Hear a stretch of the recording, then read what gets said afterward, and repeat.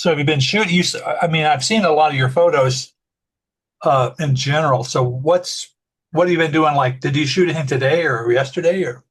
Well, for me, I'm after this, I'll go out and take a camera, and it's a matter of um, on like today, I'll probably there's a nice garden not so far from me that I'd like to go to, and I'll probably go and spend some time there, or sometimes on the way to it or from it, go to a neighborhood. So yeah, I'll be shooting somewhere later today. But I carry a camera with me all the time, so I have something out with me. But this week, it's just kind of a variety of things. So some street photography, some garden or macro photography. I'm really enjoying.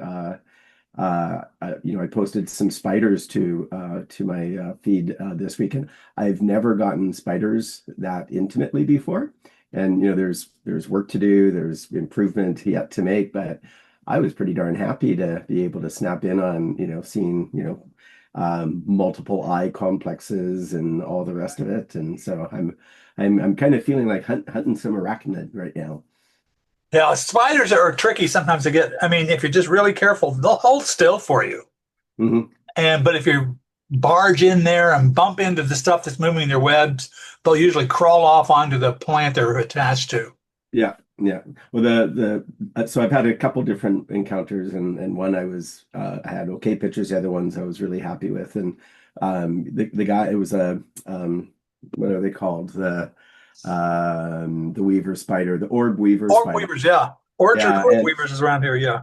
yeah, they're just so cool. And this guy was skittering around. He was pretty active moving around. And so I just had to kind of keep on finding a plane to kind of get what I Yeah. wanted. Like he was not in any way kind of resting or quiet. He was in full build mode.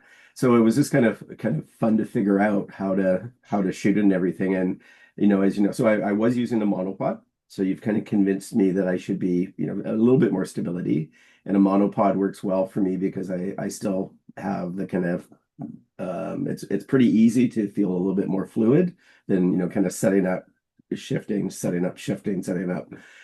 So that was working quite well for me, and yeah, it was just kind of interesting to kind of I could only get a sense. I knew things were kind of relatively sharp when I was just looking through the camera screen, but when I got home, I was counting eyes, so I was feeling Yeah. pretty good about that. Yeah. And some of I think the orb weavers are particularly fun because you can do so much with them.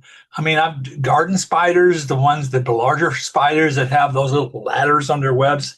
Yeah. I don't know. I mean, they're interesting, but they just sort of sit there and they just don't have the personality.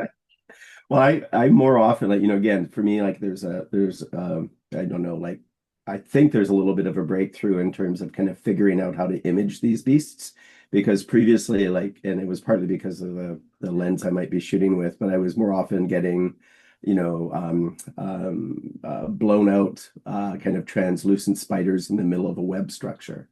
And so kind of figuring out how to prevent that, but also getting sufficiently close, and then thinking from there, what, like right now I'm trying to capture the spider within its context more, and because I am doing it with one shot rather than a stack, I mean I'm trying to, like, I'm going in with what I think is enough depth of field to kind of capture the body, but it's not necessarily going to get everything fully Right. sharp. um, Well, and but that could be actually enhance the image that you in the long run.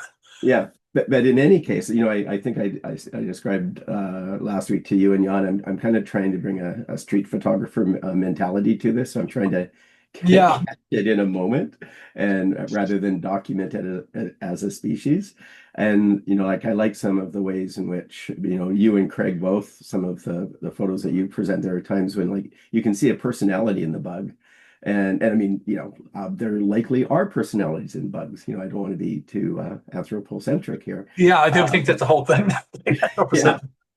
but like the idea of, like, we with a photograph, it's really easy to kind of identify with the subject in that, even if it's an inanimate object. Put a Google eyes on a tree, and you suddenly are thinking about it in some Yeah. relationship. And the same thing with like some creatures, like if you can catch them, and you kind of um, infer a mood or an attitude or something because of the way the animal or subject is positioned or the context. So I'm kind of playing around with that kind of stuff right now. When I've been scolded with the photography club, a couple of people, I would shoot spider photos and then I'll flip it Mhm. upside down, because it just makes more sense to a human. Otherwise, you turn it upside down, you have that Thatcher effect, so Yeah. you sort of lose some of the continuity of the form, and you flip it right side up, so it looks like they're standing on the web. It looks makes more sense. Of course, then you have the web is kind of like It's hanging pointing up. the wrong direction, kind of thing. So they no, no, no, that's the way it's supposed to look in nature, like, well, okay. Well, and it's interesting. I had another shot that I was working on last night from there's a bar club just around the corner from me that I go to see music sometime. And they have all these old 70s light fixtures in them, so I'm constantly, kind of popping off shots on them.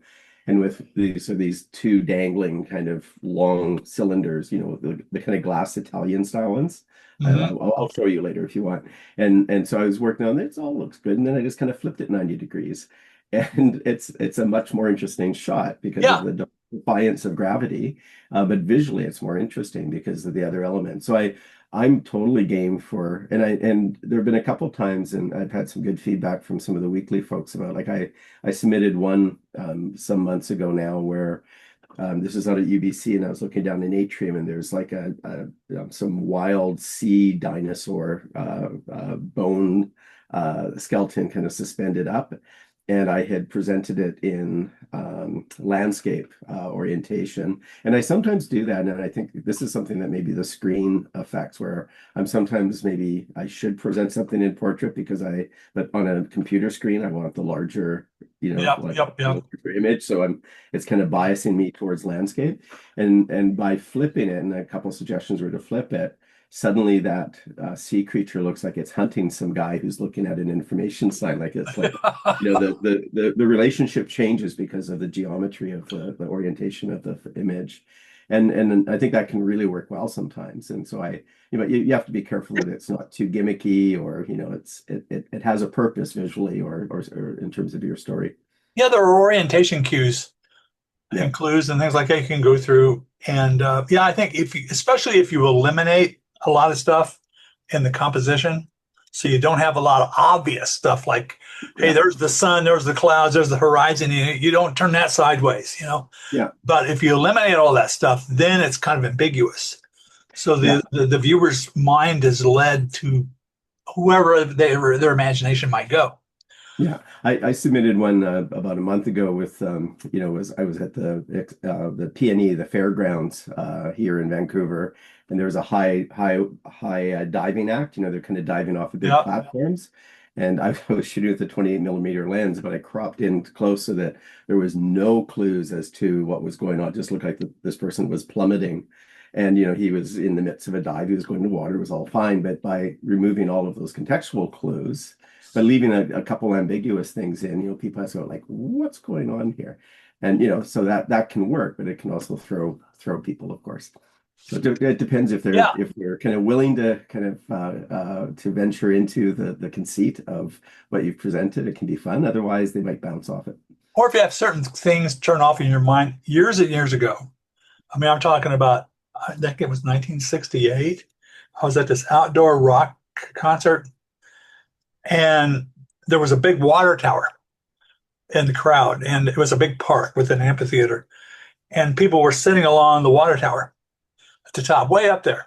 Wow. And so when I heard people like clapping and laughing and stuff, and I turned around and looked at just in time to see this person go down. Oh no.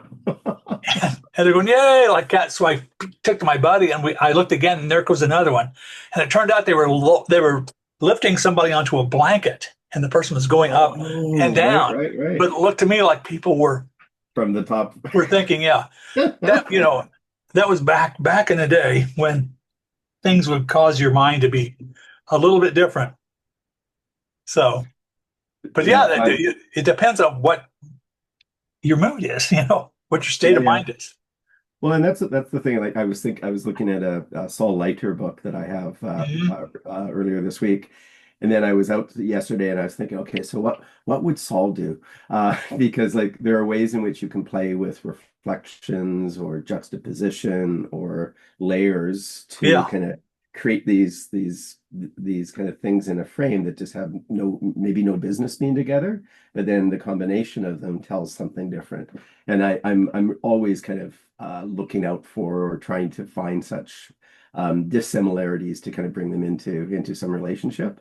Either through color or objects or words or other kinds of things. And that's a fun, it kind of keeps me curious about how I can turn something mundane in front of me on a city sidewalk into something interesting. Well, that's how you make the mundane interesting, by bringing out something, eliminating distractions for one thing Hmm. will help a Hmm. lot. And exploring the geometry and what the forms are, and making sure the geometries are either going to be straight or interestingly oblique. Um, and when I was in Seattle, there is, of course, there's lots of hills in Seattle. So they have this one, I can't remember the name of the street. It's close to the art museum, Hmm. and it goes downhill toward the bay. Hmm. And there are these shops, like restaurants, that have been closed down. And yet all these plates and tables and stuff like that were still, and wine glasses and so forth, were still on the counters. And I was looking through the windows and all these reflections. I thought, man, this is going to be great. And in the long run, I got it. And I go, no, man, this didn't turn out so hot. But you just don't. I need to figure out those rules. That'd be fun to figure out. Here's the best way you can try to take advantage of reflections or shooting through glass like that. So Yeah. I think I can still find a couple of good shots out of it. And frequently I'll go back and look at photos a year later and go, yeah, well, how did I miss that one? Hmm. So that's Yeah. still in And I there to mean, look at. yeah, and there are, there's I think it's very, very contextual. I took a shot in Seattle. Again, I posted it to Weekly over a year ago now, where it was basically like for the longest time, people were kind of critiquing some aspect of the focus because there were a couple places where it just didn't seem right. But what people hadn't figured out is I was shooting a building behind me in reflection in a pane in front of me. And so I was picking up some texture from the interior of the structure in front of me. And then like the building behind me was filled with all kinds of signs, but then I had flipped it horizontal so that the text was reading correctly, but it had kind of totally thrown off people's visual cues. And then Yeah. they were trying to parse the picture. And so I like, again, the one of the things with reflections that's always interesting is how you can get surfaces layered in relation to other surfaces that they bear maybe no proximity to. Could be across the street, whatever. And then the other thing, of course, is just so wonderful is, in the twilight or the nighttime with lights in play or cars going by. There's a building not too far from me where they have a cladding that's just all like kind of a kind of chrome strips in kind of panels of these chrome strips. And then one night I realized if I sat there and took some shots as cars are going by behind me, I get all these different kind of white and red and green streaks going by, refracted in the reflection off this metal. And so, again, you can get very abstract very quickly in terms of that if you can figure out the interplay of those things. Well, yeah, And and also when you shoot something like that, the more shots you take, the greater your chances are coming up with something successful. yeah, you throw out more than you keep, but Yeah. if you kind of work at it for a little bit, and I Yep. guess the other thing is like it's nice to shoot in areas that you can go back to because you can say, okay, well that didn't work. Let me have another shot at it. Or I had a shot that I submitted with a like a exterior state staircase. It was all encased in glass, and again I took a shot, but it worked okay. But then I went back after I had some feedback, and I kind of applied some of that and did it again. And but I tipped it on its side, so it was a little bit out of context, but it then allowed one to kind of look at the geometry of the staircase in a different way than if it was vertical. Yeah. And also when you do something, the stuff like that, like reflections or almost anything really, if you start taking pictures of something, you're a little timid about it. Maybe you think, I know exactly what I want this to do, but then you sort of say, I don't know, what am I shooting? Where am I? Mhm. And then you just keep shooting it. And the next thing you know, somebody taps you on the shoulder and says, hey, look at this. Yeah, And yeah, that to me, that's really rewarding. It's like all of a sudden this inspiration came out of nowhere. And so, oh yeah, then you get into the flow. yeah. Well, And and that right doesn't now, always work, but And like right now, I was mentioning that, like yesterday in particular, I was really seeing kind of, the winter is coming. There's just no doubt about it Mhm. here, in terms of the change of the season. And I've been starting to shoot rose hips. Oh Um, yeah, yeah, yeah.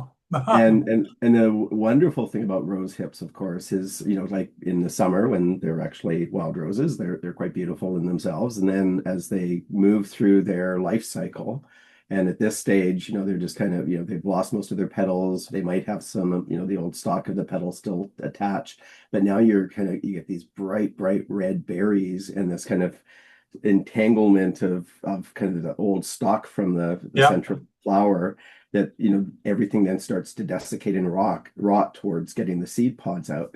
And that whole period of transition from a color standpoint, from a texture standpoint, is really quite beautiful. Like, I mean, it's beautiful decay, but it is really beautiful. But figuring out like all the different ways you can shoot rose hips, in terms of like macro detail on one or two, to catching a whole bush of them and kind of playing around with the layers and the different kinds of depth of focus with that. I mean, it's really fun stuff to play with. But like I Yeah. realize that every year, this time every year, I kind of come back to it because I've spent the summer shooting other kinds of things, with maybe more blossoms. But this time of year, you get this nice world where there's both, things that are kind of like in Vancouver, at least we'll still get cosmos blooming in November, December sometimes. Oh yeah. Uh, and then alongside of that, you have all of the other things that are clearly, they're long done for.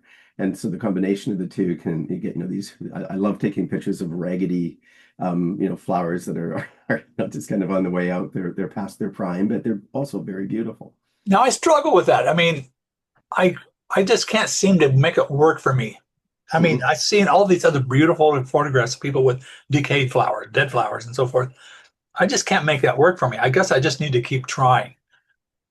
Well, But I guess it depends on, like, again, like the rosehip is a good example because, catching it while it's still very much a kind of a succulent and hydrated berry is quite beautiful. But then when you start to see it shrivel and when you start to see it kind of desiccate, and then you actually start to see it breaking apart, like all of those stages, you can kind of zero in on color, you can zero in on the texture of the skin of the berry, you can start to get into like, what's really wonderful is just the play of the stems, be like as things are desiccating, everything gets very stark. And then, that's typically also a time when the lighting, like here, because we're a fairly northern climb. I mean, now, our sunset starts to set, just after between 6 and 7, and it will get earlier yet before we're all done. So you're playing with less intense, softer, gloomier light. And then that, with the fall colors in the background and leaves and everything, it's just like the whole color palette is shifting towards orange and brown and mhm. yellows. And so that's kind of interesting. Like, the purples and the reds are kind of fading away, except for the desiccated red in the rose hips. Well, now when I drive down streets in Bloomington, got a lot of trees in Bloomington. I mean, and you used to in the summertime you can just see shades of green, dark green to light green. Now you're starting to see these yellows sneak in, Yeah. or bright yellow. I mean, so you have these really well-defined layers, and I need to kind of play around with. Now, speaking of this, when we were talking about spiders earlier, it came to mind. There's a lady in art. This one of the same lady who criticized me shooting my spiders upside down. She says this is the season to get dewdrops on spider webs. Yeah, there are lots of them. Yeah, because you get a lot of it, in autumn dew. That's heavier. And let's see. One of the things I don't want to delve into or dig deeper into the definition of photography, but I thought I would point out the etymology of photography, which is Hmm. drawing with light, Hmm. whatever that might mean to somebody. But that's just something to think about. Yeah, and Drawing I with light. mean, yeah, and I mean, there's someone who was a long-standing. He wrote a lot about Leica optics, and one of the ways he talked about and critiqued lenses and such was talking about how they draw. So how does a lens draw? And all lenses are basically transmitting light, but the nature of the nature of the glass, the grouping of the glass, and all of those elements can lead to quite dramatically different output. And so, I've said to you before that I really I don't like really clinical sharp, or it's not so much sharp. I like glass to have a presence in images. And over time, I can notice, I can sometimes see very clearly what lens I was shooting with if I'm familiar enough with it. And so sometimes, I'll see, like I go out with a specific lens because I know how it draws. And so I think it's useful to pay attention to that. I don't think you can image with any kind of lens you want, but I do understand, and for myself, I know why I go after certain kinds of lenses for certain kinds of things. Some of this is around color rendition in terms of lenses that are warmer or colder. Some of it might be around different aspects of sharpness, or if you are wide open, you have a slightly crazier set of characteristics, and if you stop down a little bit, everything kind of sharpens up really tightly. So I like those kinds of aspects. Some people talk about classic and modern rendering in lenses, so the coating and other things, I guess, play into this as well. But some of my favorite shots I've shot with lenses are 50, 60 years old, and from a technological standpoint, they are inferior lenses in one way, but they also have qualities that make the image they produce something that might be distinctive in comparison to some other more common glass that people shoot with. So I totally get why people dive into that kind of realm. Yeah, and that's one of the cool thing about photography. There are so many angles that can be approached, and I would Yeah. say that could just be yet another metric. Depending on, you could have all these lenses and say, oh yeah, well this is, or even somebody probably already does. They probably already have filters for those for specific lenses, Well, I mean, I'm profiles not or something like that. sure. Yeah, I mean, I don't know about filters so much in terms of matching. I'm more familiar with let's say like a teleconverter or let's say a macro adapter or something that's matched to the optics of a lens. And I think what you're basically doing there is trying to get as little additional distortion as possible in terms of the mechanics of the optical groups. But I don't think, and I could be totally, I'm just spitballing here. I don't think there's too much direct relevance in, like, if you're using a red filter or a circular polarizer or such. I don't think matching it to the optics matters nearly as much as, well, is your filter so thick that you're causing vignetting or things like that. I mean, you degrade image, you degrade and change the nature of the light when you put stuff in front of your optic.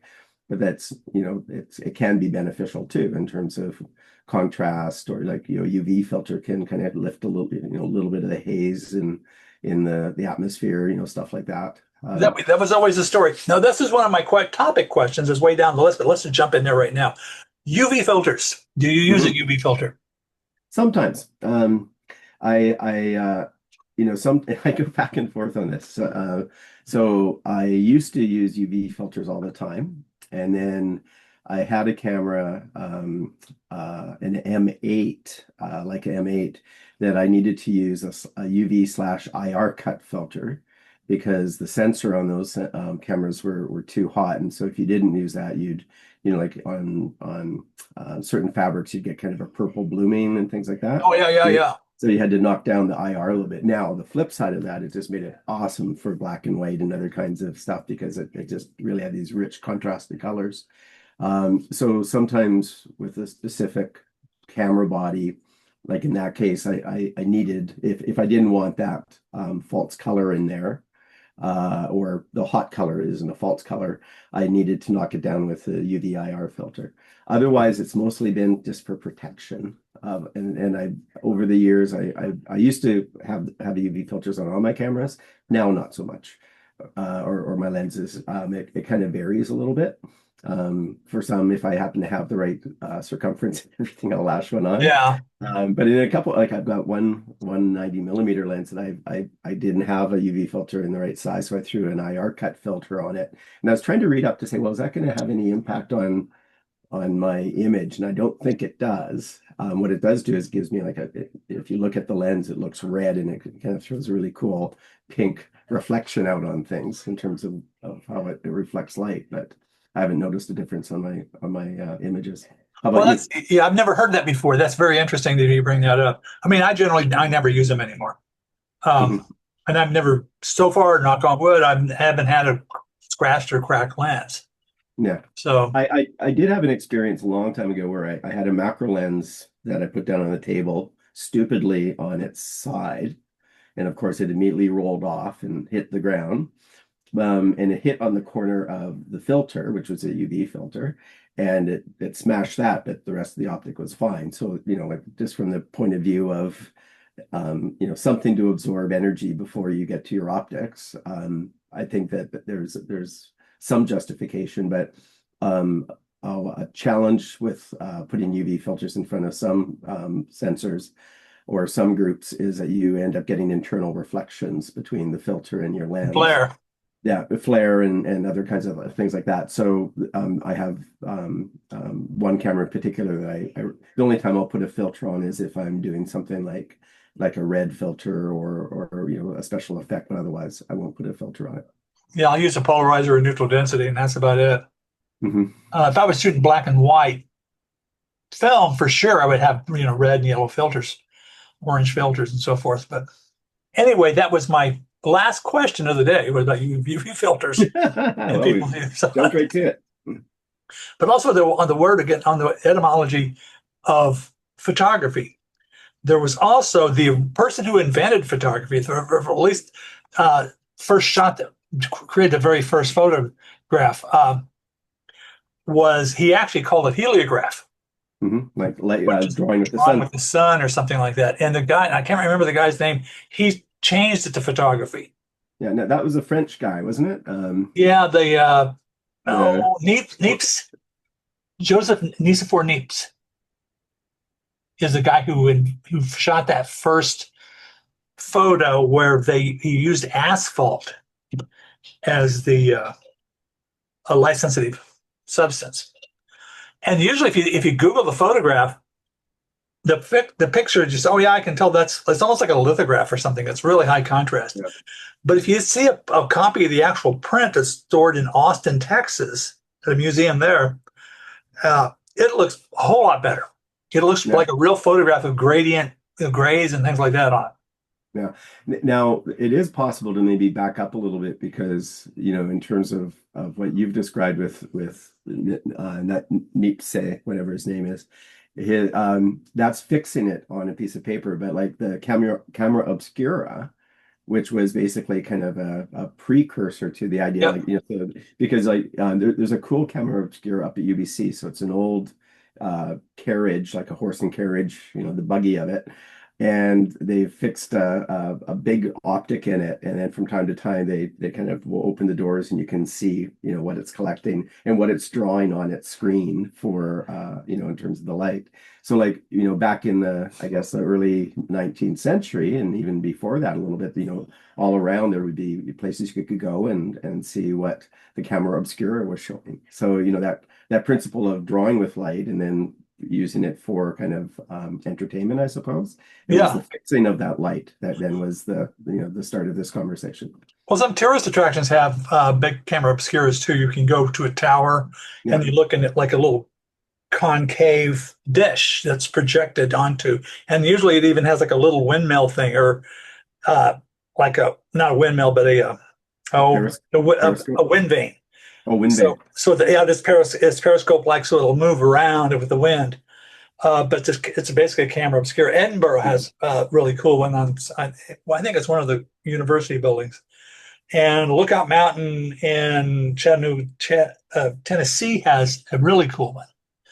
But camera obscura, and then also people were using camera obscuras, carrying them around in wagons Hmm. to go out west to take not photographs, but make paintings of, like, sketching Yeah. the mountain first, which I think is, I mean, they actually did that, but I think there was a little bit too much enthusiasm, if you ask me, going to the trouble of creating a wagon to haul around a camera obscura. But then about, everybody knows about the whole Vermeer and other artists Yeah. that use the camera obscura to get and that's how they came up with the type of lines and perspective in their Yeah. paintings. In fact, there's even a movie. I haven't watched the movie, and I sure shouldn't be that critical of it. But it seems to me the takeaway was that Vermeer was cheating with his paintings, and that anybody could paint like Vermeer if you just use a camera obscura, which is, hogwash. Well, yeah, and but yeah, it's just one of those funny things that I guess that he developed a technique and a set of tools to assist his artistry. So yeah, people would say the same thing about a photographer rather than someone who paints, Yeah. at a certain point in time. So it took a while for photographs to be seen as artistic. But yeah, with camera obscura, basically all of our cameras are camera obscuras. Hmm. You Yeah, we know, just know how to fix we're really how to good with record and camera fix. obscuras. Yeah. So anyway, another thing that came up, here's another topic that came up with the discussion. You ever heard the name Tilly Norwood? Yeah, that's just been in the news fairly frequently. The Gen AI created actor. Yeah. And what are your thoughts on that? What that actually being actors? I mean, he had that. I mean, I think in one of the Star Wars movies, of course, Carrie Fisher had died, so Mhm. they used a Yeah, computer generated Carrie Fisher in the movie. So yeah, that's or Nat King Cole, right? Singing duets with the that's right. daughter.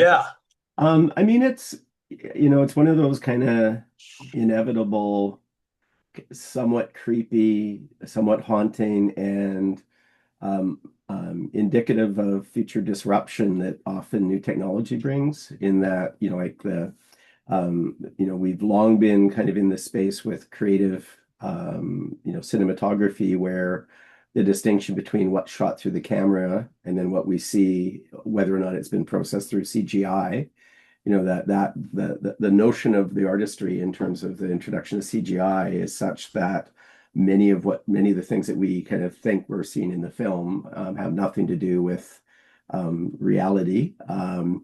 And then this just kind of goes along that same continuum in that, well, let's put the actors into the same scenario there. But any Lord of, how many of the orcs in Lord of the Rings were real? And how many were just kind of, CGI created, like those giant battle scenes and everything. You have all the CGI creatures. Yeah. So you don't have the Cecil D. Mill, 10,000 extras, on set anymore. So, in some ways of thinking, it's a very old story of the way in which technology superannuates maybe the need for certain kinds of people involved in an artistic process, but it then opens up the door for other people to, who can do the CGI, who can do I guess the training and refining of the model that is able to produce that kind of CGI actor, or let's say Gen AI actor, that, and maybe teasing out the difference between what is a CGI as opposed to a Gen AI entity in terms of the affordances that it brings. So my sense of it is that whereas with the CGI creation, you're basically blocking every single movement. It's basically accelerates the tradition of animation, but you're Yes. still basically, you've got key scenes, you're still kind of moving things forward, but you're doing it with, huge capacity in terms of the tools to kind of do all the tween shots, if you will. With CGI, or sorry, not CGI, Gen AI entity, it's possible that you have a lot more latitude for what's generated by the model to fill in stuff, and you're not actually as much in control of that. Though you can maybe direct it through, I don't know if prompting is the right word to use in relation to this. We've got projects going on at UBC right now where people are developing virtual patient models, which is an old way to teach people, how to interview patients if they're being a doctor or a pharmacist and such, but using Gen AI to create a more of a kind of responsive dialogue, if you will. And right now, we're a little bit limited in terms of, let's say, text or vocal interactions, but very quickly it could move to having a generated patient visually as well, who is a character who is talking to a student and has the kind of things that it's presenting with that allows the students to go through, let's say, a diagnostic interview of some sort. So I think that a lot of the stink that's being raised by actors, which is understandable, is that the training of the model to create Tilly was probably done on the back of all of the, their work.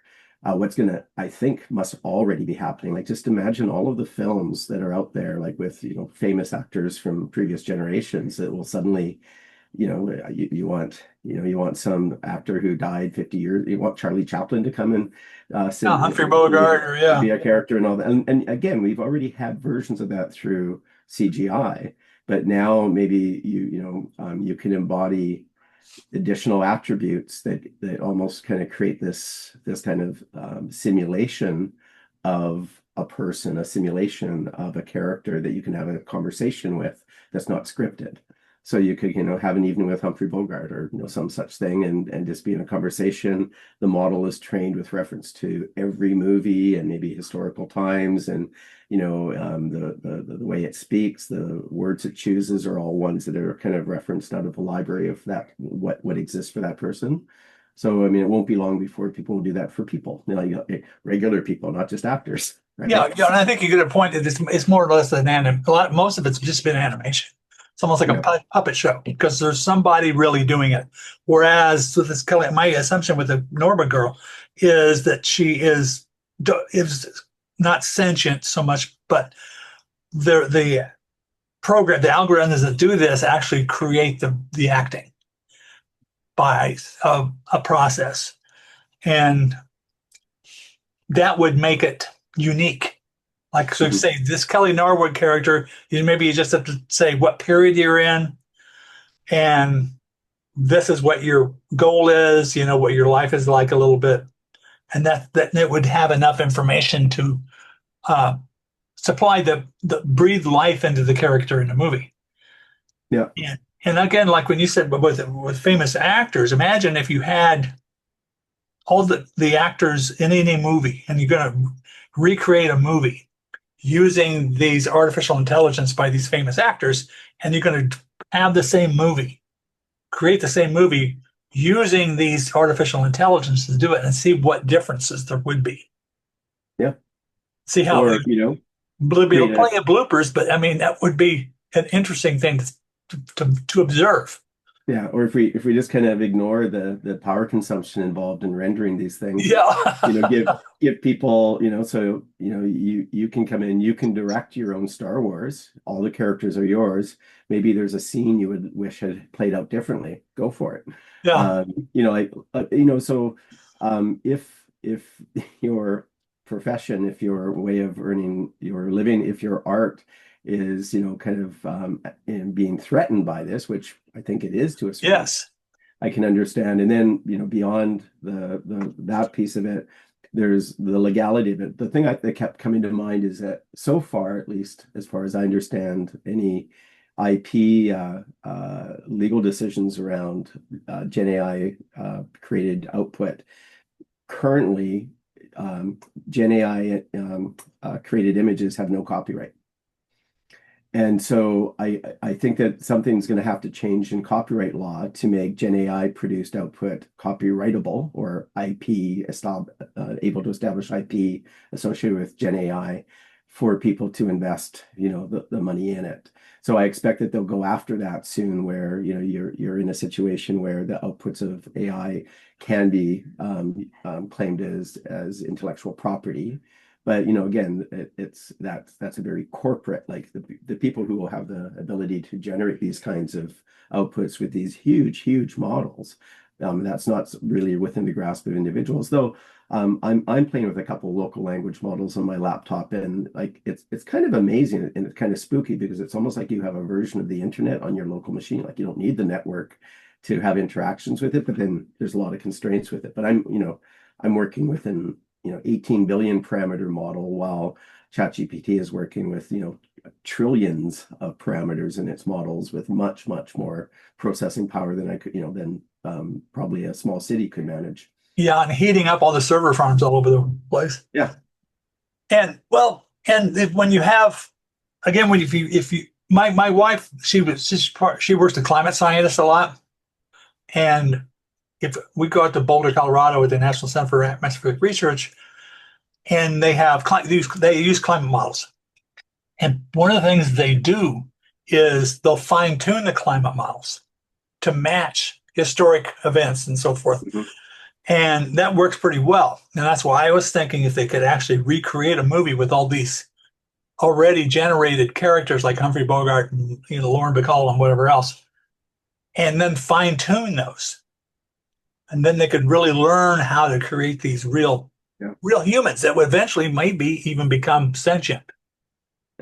I still think we're a far way off from the notion of like I don't think we've reached that point of sentience in any of this. It's they're Yeah, I just think you're right. It's far away. Yeah. well, it's just like right now. I mean, we're seeing a mirror, in many cases, a mirror of some of our worst attributes kind of presented Mhm. back to us, and humans are very susceptible to kind of falling in love with images of themselves, even technological ones, not the least of which. The movie Her with Joaquin Phoenix Yep. is kind of a nice rehearsal of some of the implications of this, where we already do see people kind of forming relationships with chatbots and stuff like that.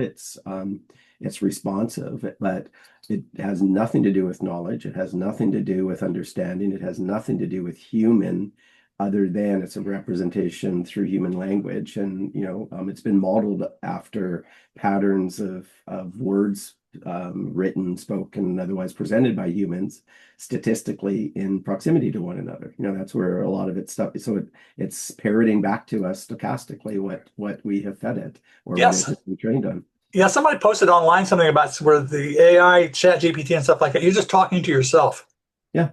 which I don't think that's exactly right, but that's an interesting way to think about it. Yeah, Marshall McLuhan, who I Yep. really like, he had a lovely aphorism he would, or a Greek myth he'd point to, the myth of Narcissus, and the fact that Narcissus fell in love with his own echo, and he then kind of articulated a kind of a way of thinking about how we build relationships with our technology, because we basically are seduced by an echo or a representation of ourselves through a different medium. And you can go only so far with that, but I think that there's just a lot of, it's useful to think about how interactions with these media kind of lead to this reconfiguration in terms of social relationships, communication pathways, and things like that. And the medium becomes as important as anything to do with the message being conveyed. Yeah. But Which like that's what the medium is. Media is the message. yeah, the medium is the yep, and yeah, the medium is the massage. The medium is many things. Is the massage. So the at a time like this, it's I think that some people will seize upon all kinds of things, including what you've described in terms of reproducing. Like there was well, I can't remember how long ago this was, but for a while there was a big stink about the fact that people were colorizing, like Oh yeah. Turner Broadcasting was colorizing these old movies and totally ruining them, of course. And then for other people, well, what's the fuss? These just or look like poorly colored movies. But then I can imagine people just kind of, you'll be watching a movie and Gen AI generated actor will be in there in the midst, and you won't even know it. And so that has real implications, but it could have a lot of cultural playfulness. Like you have the movies where you have a historical character who is played by an actor who is suddenly out of time, and then that's part of the shtick or the plot in terms of the historical represented in the present against the past. And there's a lot of narrative plot that can be driven by that too. So I expect you'll see really artistic, interesting ways in which people play with it, which I hope goes way beyond what Natalie Cole did in terms of singing with her dead dad. Yeah. So, but there will be nostalgia, there will be schmaltz, there'll be all this other stuff too. Yeah, I think that's it's interesting. I really like what you mentioned, the difference between it being animation and artificial intelligence. Well, it's a generation that's not fully scripted. Where and so what's generated is going to be sometimes a surprise to the people who are prompting it. And I don't know how much you've played with interactions with language models, but you end up in a bit of a dialogue and a bit of a conversation trying to get the output you want. And as you get a little bit into that, it's kind of interesting because you do get pulled into what feels a little bit like a conversation, but again, you're basically having a conversation with a database that's Yeah. bringing back stuff, and it has certain parameters, and then you can give it addition, and you can do a lot of things to make its generated responses better. And then there's the quality, or the power of the model in terms of the attributes and how it's been trained and distilled in terms of its capabilities too, and your computer, how many GPUs are you throwing at it, that all kind of lead to better or not so good output from these things. Well, then you have the concern too, where people are using ChatGPT, for instance, on how to commit suicide. Yeah, And they'll tell you, instruct you on how to do it, among other bad things. yeah.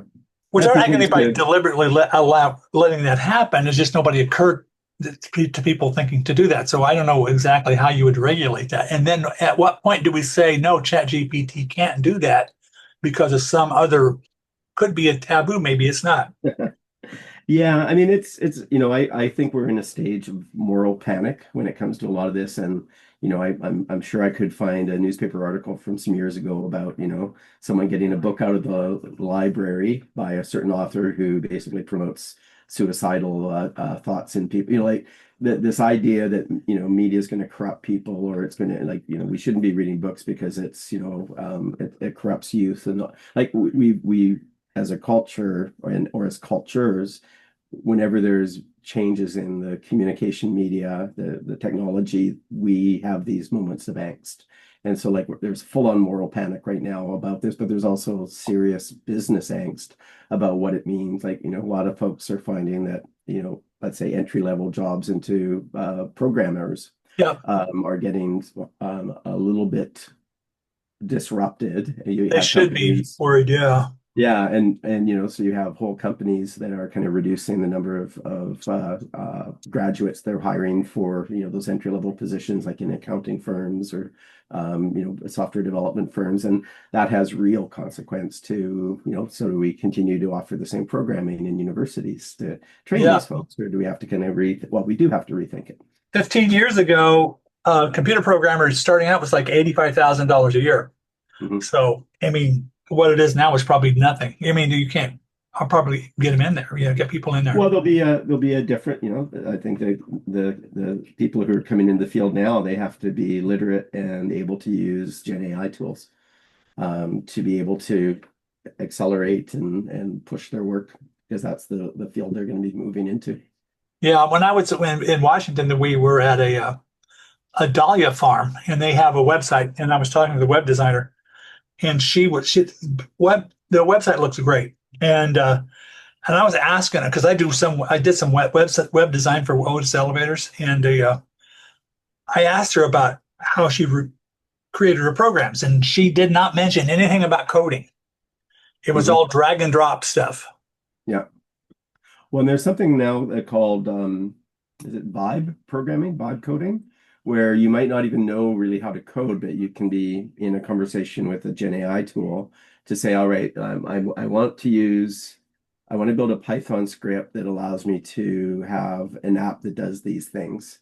And even if you don't have the chops to do it, you can talk it through, and Yeah, and it will prompt you, and you can give it some kind of feedback to the point you can basically have a small application written for you, and you don't need any programming skill. Now, chances are there's going to be lots of problems with that code, or it would be bad, like you might not want to deploy it in a company without someone who actually knows how to vet these things for quality and other things. But there's a opening here where, let's say, someone who's a biochemist, I mean, someone who's a biochemist probably knows how to do some of this stuff already, but you might have my brother-in-law, he is a fantastic guitarist, Django guitarist, and oh other wow. kinds.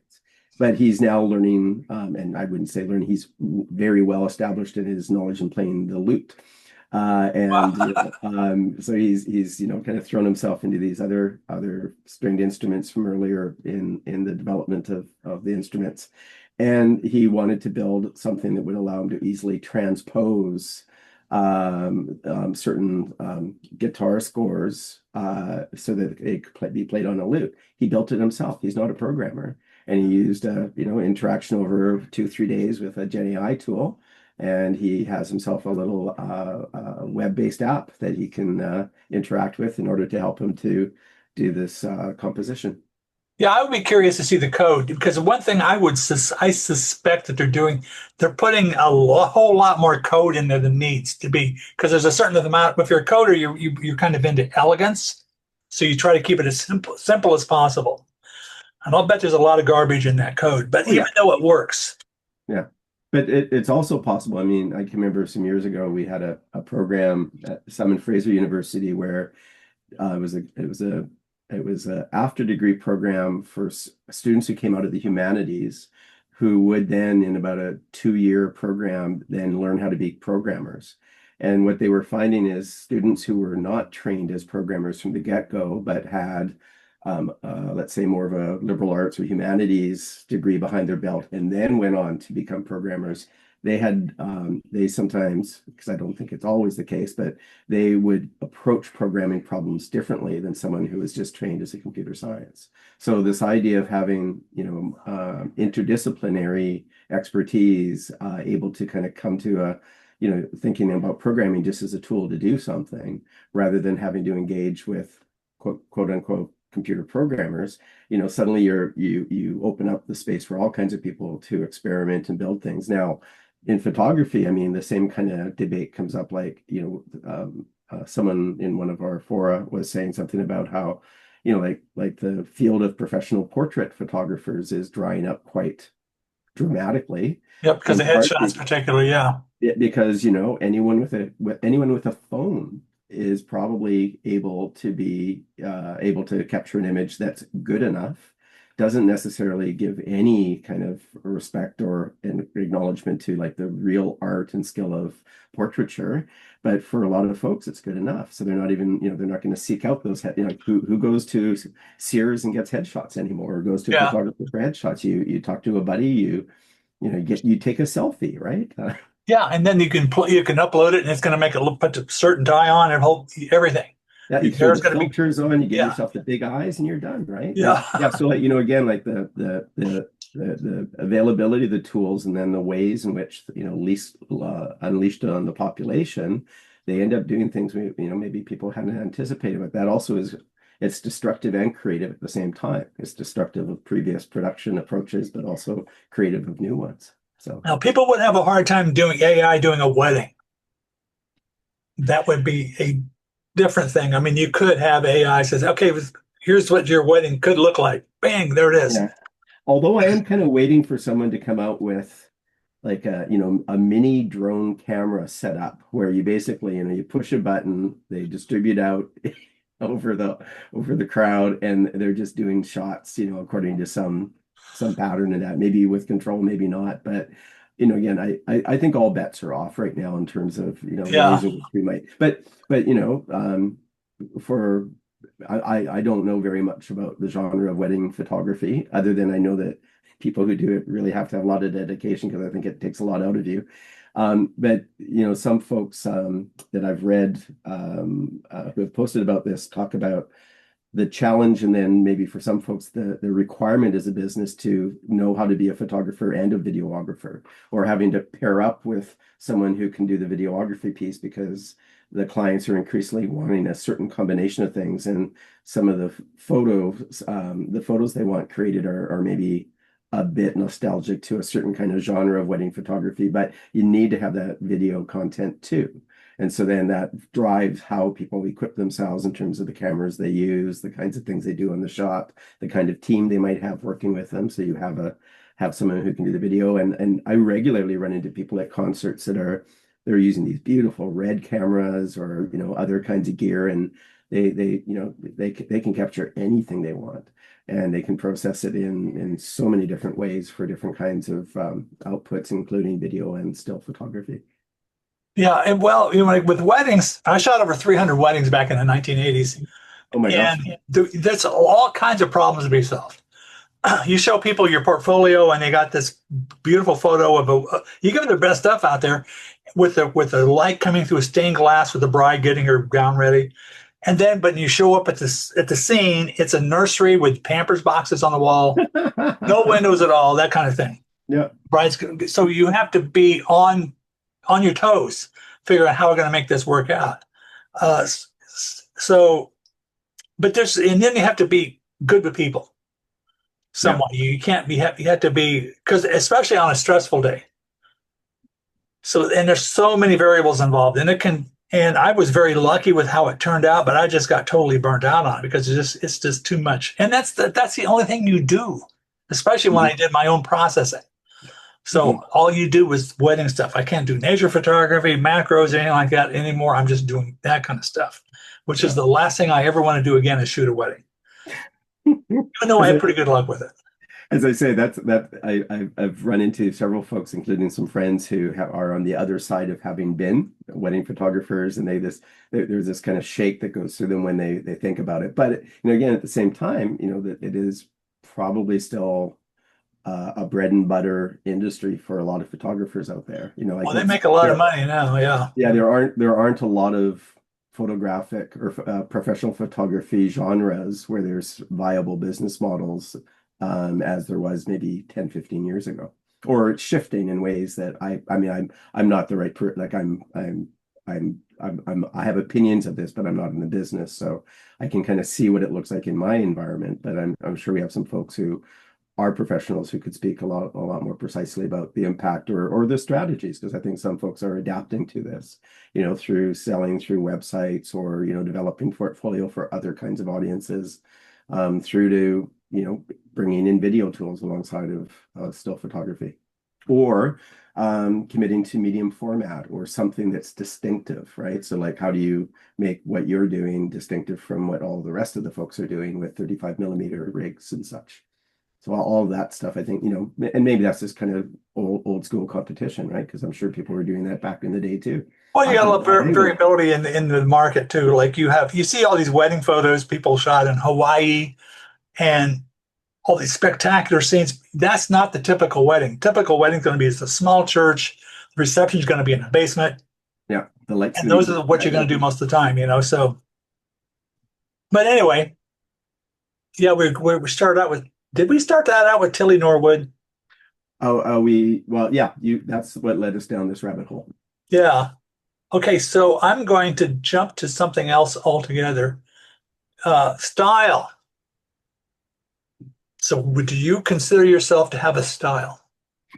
And is that something that the actual photographer can say, or would that be what other people would say? All right, let me flip the question on you.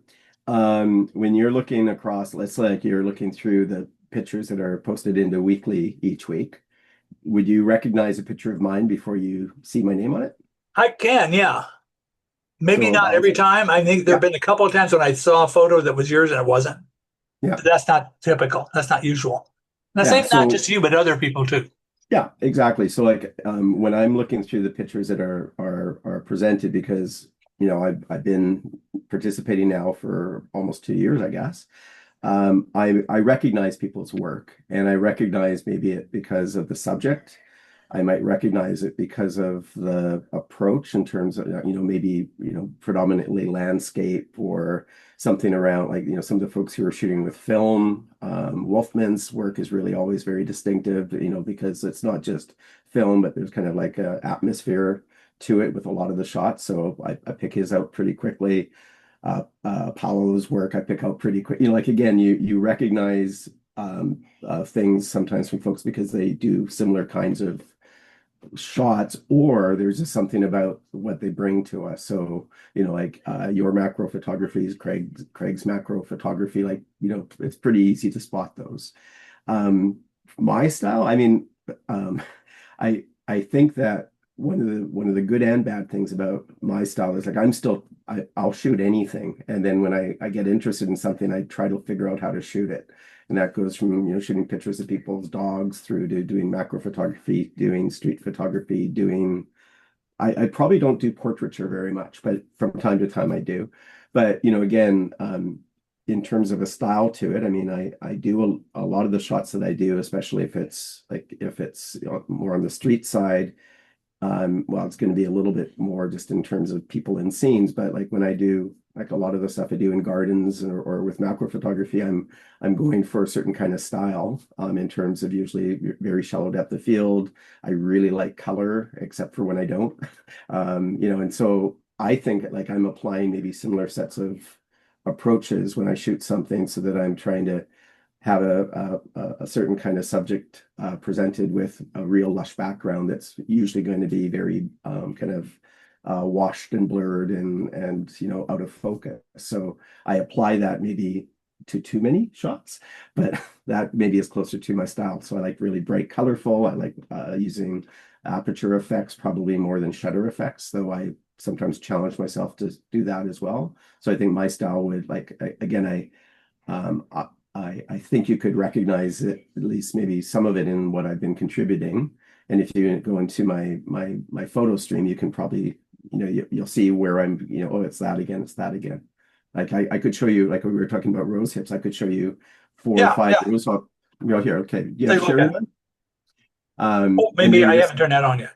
Hang on a this minute. is maybe a way to address your question, because I think very quickly, and like these were shot maybe over 2 or 3 different years. I just did a search inside of Flickr. Okay, let me share something, and then you can tell me what you see in style. Um, you can see that. Yeah. So this is I I did this on purpose. I guess would be a way to say it. In that, I'm purpose like this is using, I think, probably an M9 with probably about a 90 millimeter lens. And so I'm going for, I just wanted to knock that background right out of focus. I don't want it as a known background. I want it as a set of colors and textures. Um, this one, well, playing a bit loose and fast with focus there. So I guess my style is not always being too concerned about sharp focus, though aspiring to it because it can also be beneficial, of course, I've That's heard. something I was talking about last week, where you apply the field of focus. Yeah, and That plane. there is the shot, like when I'm showing you these ones and I'm doing it framed by the notion of style. Like some of these shots are better than others, but I still might like them, even though they're, because I that's just kind of the I put stuff forward, and I think any of these could be improved upon. But you can see here that it's related, right? And it's not just because it's through the rose hips, but I'm approaching rose hips with. So here's an example where I'm getting a little bit more into trying to mostly have it sharply in focus. But as I said at the start of the conversation, like rose hips are just a lovely study in the transition of the season because you can watch in such short time them go through this transformation. So like the two here, right? With the one that still has not desiccated and the one that has, Yeah, many and of then these are really great bouquet. And otherwise, if that was sharp, that would be super too busy. yeah, and The whole part of thing is that sharp. is trying to that part of that is just trying to knock that out. But then I'll be the first to admit that I sometimes go too far with that. But I'm also pretty seduced by like really dreamy bokeh and backgrounds. This one was lucky. I was shooting some other shots and this guy was buzzing over my head and I spun around and I happened to be and these are all manually focused, of course, but I happened to be able to get the focus on him before he flew off. Um, so, again, and so I think that these are pretty indicative of this is you're going to see these kinds of shots in mostly with macros and such of flowers, but I bring this kind of soft depth of field or deep a soft depth of field or shallow depth of field and lots of rich colors into play with a lot of my photographs. Well, most of these shots like this too, they're very user friendly when it comes to retouching. Yeah, for the most It's, part, it's and easy and to I clone stuff out with things like that.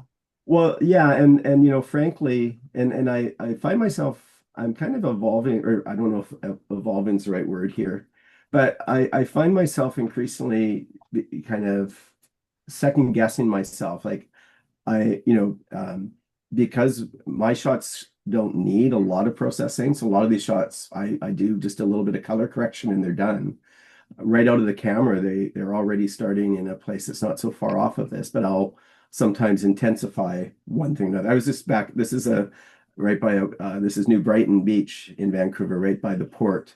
And it's a nice place to go in the fall because there are all these rose hips, but there's this grain terminal there that's really nice to and then these big maple trees that are just starting to turn now. But in any case, like with some of these pictures, I spend very little time on them.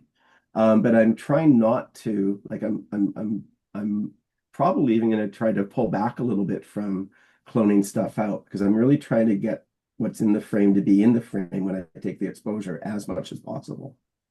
So anyways, but this is so do you see a style there? Do I see why? Oh, a style. Hey, yes, yes, I would say so. I mean, especially, I guess a style would be recognizable as repeated views of a photographer's work, as opposed to just throwing up an image like who knows. Yeah, I could say this is a style like somebody else because they also shoot rose hips with this particular type of lens.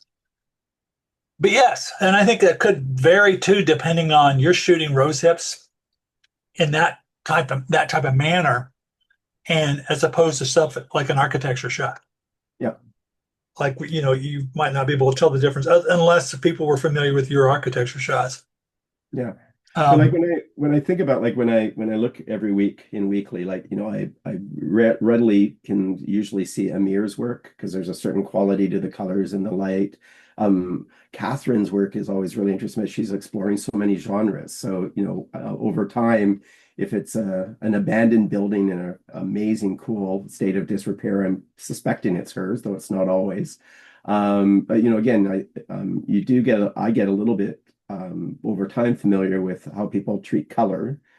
And it doesn't have to be one subject or how they, whether they're using color or black and white or if they're shooting principally architectural shots or they're shooting abstracts. So it can be about genre, but it can also be about how they use light or how they like some folks do no street photography at all. Some people do almost nothing but. And then seeing like Arn's work with portraiture and street photography, I find, and the beautiful black and white work he does, I find, that I can spot his images like that. yeah, one thing I think some people create a style with the way they process it, like by adding textures, Hmm. which I kind of like. I think that I find that tedious. You can tell this person because they always have this particular texture that was Hmm. added after the fact, or oh gosh, where you HDR, too much HDR, for example, Yeah. or when people look like dolls or mannequins. Hmm. And I just find that maybe that's their way of creating a style, but I just find that tedious. Yeah. How about like for your own photography? I mean, how would you approach this? I mean, and like you do things that are focus stacked, you do things that are architectural. Mhm. How would you think about your own style? Well, in general, I try to come up with as reasonable of a representation of the reality of, Hmm. but I also the reality of what I visualized, or even Hmm. after the fact. Oh yeah, now I know where I was going with this kind of thing. But I've tried to be pretty realistic as Hmm. opposed, but I'm not opposed to pictorialism, but the pictorialism should be from within the camera, Yeah, I like not that. adding motion blur after the fact or something like that. Um, but there's a lot of gray area there. As far as my style goes, I like to think that I kind of a realism, possibly. I would like to be thought of as, but I Hmm. don't really know what to say about my own style.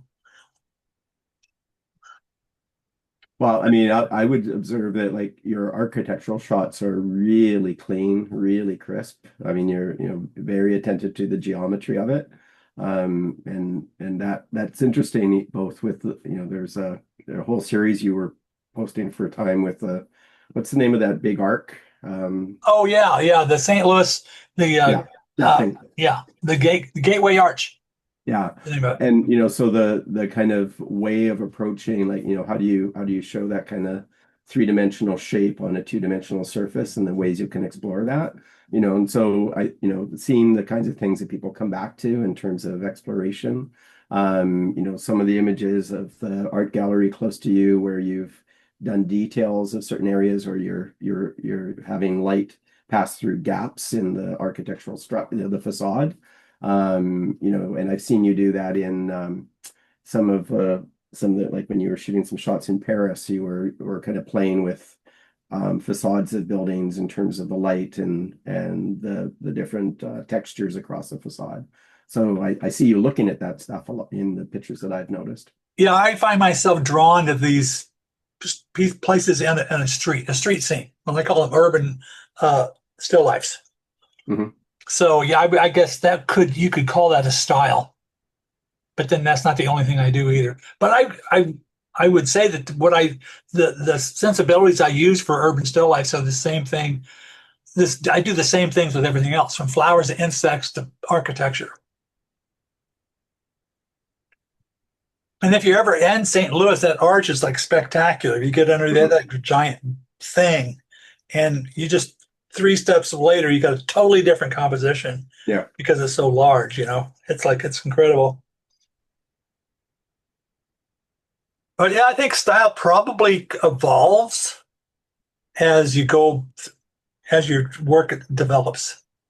Well, another thing that it really influences it, I think, but um, it is also sometimes a matter of like if you are always walking around with a 50 millimeter lens, that's going to have a way of structuring some of the Yep. ways you present the world. Or, if you're using a telephoto or really wide.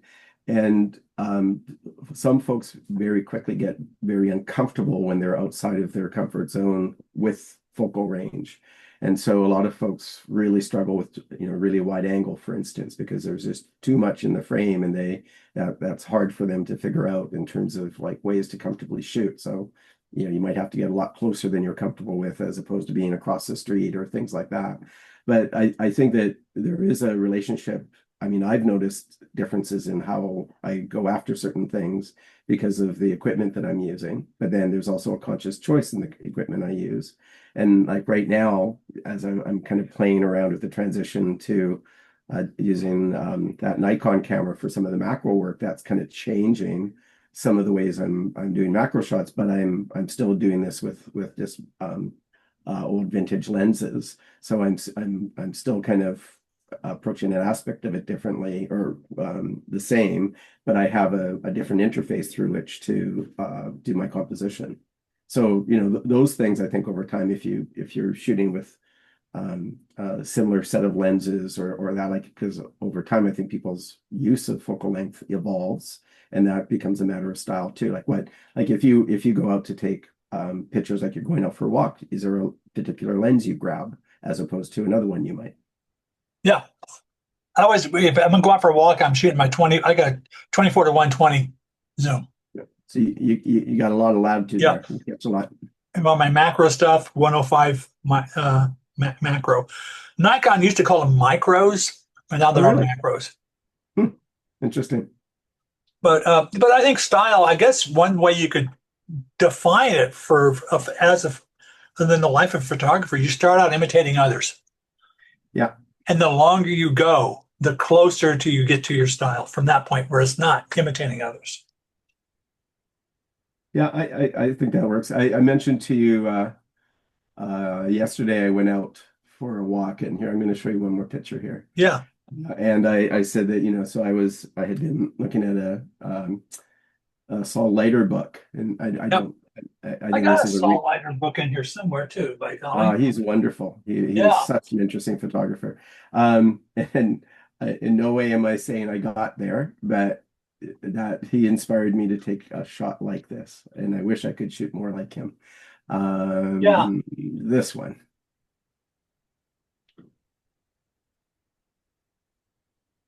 So, Saul Leiter did so much with color and reflections, right? And so this is a weird little, well, I don't know if weird, but it's a little bakery in not so far away from here. And they make these strange little apple pies in the shape of turtles. And Yeah. I've got a reflection going. It's been flipped so you can read the sign. So that sign's outside of the window, but it's inside the window through the reflection. So, and then there's kind of a bit of a color here at play. So, Doesn't Vancouver have a significant Chinatown type of? oh yeah. And Well, and we've got a very diverse population, so yeah. lots there, and it's just absolutely wonderful in terms of like if you're in a neighborhood, you can if you're a cook, you can actually find all of the ingredients for things that you're cooking. If you are interested in going out to eat, you can find all of the cuisines you can Mm, imagine, and then whole neighborhoods have kind of mixtures of different influences from different nationalities, and that adds a lot of richness to the city. But I don't live too far from Chinatown where I am, so I'm regularly going through there and shooting. And it's just endless. I'll never run out of subjects to shoot down there. yeah. I've been to San Francisco's Chinatown and Chicago's Chinatown a few times. So now I am going to share something. I was at a photo show Friday here in Bloomington about nature, Hmm. checking nature and so forth. And it was supposed to be nature photography, but it was very little photography, mostly sculptures and paintings, which is fine. It was very interesting. But I ran into an old friend of mine that was actually showing stuff. And I'm going to share a screen. Where this one here? Now, can you see this, Roger Hangarter? Yep. Okay. Oh, those are nice. Oh, that heron one is beautiful. Oh yeah, now I see all the shadows. That's really cool. Do you have any idea how he did that? You were Um, guessing. so what I'm guessing is it's like a version He, of, was it Sinotype? he's reading. He can read what he doesn't say. Cyanotype. Yeah, it's based. It's a photogram. Yeah, He actually exposes. He uses a black and white image, oh, and lays it on top of the leaf and exposes it to bright light for a day or two, that's fantastic. and it actually turns that leaf into a photograph. And Wow. then he takes a picture of the photograph, and after that, the leaf deteriorates too much for to be much of use. But that's how he arrives at these things. That is so clever. But he Huh. also, I don't know if he has it in his website or not.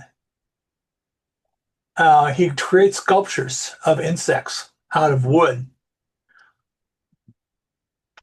But anyway, that's not photography. But I just thought I brought that up. I thought it was kind of fascinating. Oh, this is great. What is a photograph? I mean, it's a photograph of a photograph but the photograph is actually the leaf. Well, it's drawn by light. There's an intentional exposure Yeah, through the technique that he uses. That's really fantastic. Very creative. And I mean it's such a nice pairing too with the creatures on a leaf. Um, yeah, this is something. he's a retired biologist here. He's a biology professor here at IU. So anyway, I was just going to bring that up because I thought that was a fascinating way to think about photography. And I'm going to stop sharing. Okay. Now, my other question, do you ever use back button focusing? Um, you've asked me that before. So I have one camera where I can do that. I have a Pentax K3, and when I sometimes dabble with bird shots and such, I've used that. But I'm not, maybe I could do it on the Nikon, but I don't have a autofocus lens for Yeah. it. So no, I use lens on hand focusing Yeah. rather than back button because I mostly am shooting manual focus. Yeah. It used to be, yeah, yeah, you have your hand on your camera, your lens. You would also adjust your aperture Yeah, closer to the camera body. Your film uh, shutter speed would be with the dial, yeah, circular dial on the back. So you had that tactile thing yeah. going So on. I'm more kind of stuck there for the most part, though. What I did learn to appreciate with the back button on the Pentax was that I could leverage I guess the certainty of the focus tracking and then concentrate on composition. So it was a way so that I would have less lag, less latency between when I actually wanted to acquire a shot, because I should, if I've got my fingers working correctly, I should already be kind of there when the shot should happen. And if you are doing that just by having your focus, you're controlling your kind of focus tracking using the shutter, it's kind of two functions in one finger, which may or may not work well. Yeah. And I've then I been think really you good with mash it the back camera button. more. You mash Yeah. you do this a little bit, or I did that a little bit. What I've been playing with bees, because generally I use my head for focusing and just try to kind of follow. But Mhm. I found that I can actually track the bee and just hold down on the back button focus as it continually focuses, and it increases the likelihood of me getting a bee in sharp focus Yeah. by doing that. Don't the jury's still out on that, but Well, and so I don't know that solve is the right word, but again, I've been getting some really good results with bees lately. And I'll be able to get more in flight, but I'm already getting some in flight. But the I'm using a similar technique, but using that in depth of field to kind of give me what I think should be um, an area that will be captured sufficiently sharp. And so I'm moving around as you've described, and but then just doing the same thing but in a manual focus way. But I am when I approach the situation, I'm already set up so that I should be able to get that shot if I can get the plane of focus where I want it to be in the front of the bee. yeah, I'll usually shoot an ISO of 200 f6 at f16, and the shutter speed will vary between like 125 to maybe a 30th of a second, 15th of a second, depending on conditions. Mhm. But my biggest trouble right now is my right elbow, because I hold my camera in my right hand and I've got that Z9, Mhm. which is a lug. So man, I almost I can't take that many photos because I'm losing my elbow. So So bring a monopod out. I have said if you get them when there's a lot of bees, and I did this a few times. I set my tripod up over the anemone, Mhm. and because these bees would frequently come to the and then you could just fire it off, and it worked pretty well. But except you still need to have that Yeah. wiggling around to get it right, or else you. Well, yeah, and I guess what I've liked about a monopod for like again, because my favorite is just to do handheld, but I know I'll get a better keeper rate with a bit more stability. But you know, you plant the pole down just to get the weight of the camera off your elbow, I guess. And then you can still pivot around and rather than having my camera sitting on top of the tripod, I, I use that side gimbal. So I've got a little bit more angular freedom, and I often don't have it cinched down, so it's loose and somewhat balanced. So I'm able to just kind of move the camera around free. But the most important thing is I've got kind of that stability because it's on a leg. But I can angle, I can pull back, I can dance around whatever point I have down, and then change the size of the monopod according to the elevation of what I'm trying to shoot at. But it's working fairly well, I must say. I haven't used my monopod in a long time. I have to check it out with that. And right now the asters are starting to bloom, and those are close to the ground, so I'm going to be Yeah. down. So that's going to be another story. And but I'm thinking about next season getting a lighter camera, Hmm. like maybe a Z8. I don't know what's going to be available next spring. Yeah, I mean, as I mentioned, like I bought a used ZF, and that the lens on there is actually a Nikon lens, from about 1950, a So 35 that's an millimeter old one then. lens. Yeah, the one thing I just can't quite stomach how big the lenses are, like all the lenses that they're making for this right now. I don't want these big lenses, so but I'm finding the ZF is fairly light. It's lighter than the Z9 or the Z8, I believe. And so far it's extremely capable. So I'm finding it's working well. But by the time I have my 100 millimeter macro is a pretty hefty lens. And so it is a bit of a task to carry it at that point. So having a lighter lens is maybe part of the trick too. Yeah, because I would usually have a session for like 45 minutes to an hour and a half, just holding my camera on my right hand, and I can barely do that for 10 minutes where my elbow isn't screaming at me. Hmm. So yeah, that's probably what I'm going to end up doing. But I will, yeah, probably later today I'll try that monopod business, see Yeah. what I can The come up other with. the other thing I sometimes like I find I don't like having even on the tripod, I prefer to use a gimbal than a head, like a ball head, even though the ball head is a little bit easier to manipulate into a place and lock. I just find I prefer to balance the camera in a gimbal or have it on a side gimbal because then I'm just more fluid with the camera and I can figure out when I need stability still, and I don't feel limited by that because a gimbal doesn't have quite as much range of options as a ball head does. But I just work with it easier, and then the weight is distributed, or I use the balance of the camera to make it so that I'm not having to torsion things down really tightly or cinch them too tightly. Yeah, I'm going to play around with it later on this afternoon.